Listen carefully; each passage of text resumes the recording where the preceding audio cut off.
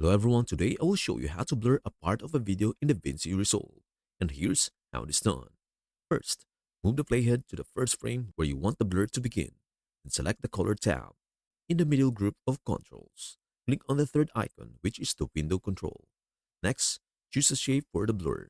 Since the face is circular, I will use a circle.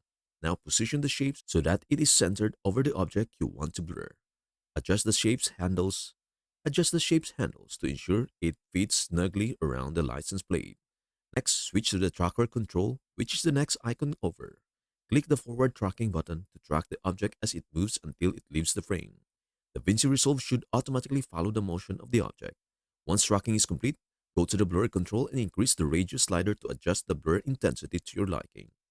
Now, when I play the video back, the blur follows the object smoothly, creating a clean and professional effect. And that's everything you need to know about how to blur a part of a video in DaVinci Resolve. Before we end, may I humbly ask you a favor? Please do like, share, and subscribe to our channel. This means the world to us. Thank you so much for watching. We hope to see you in our next video.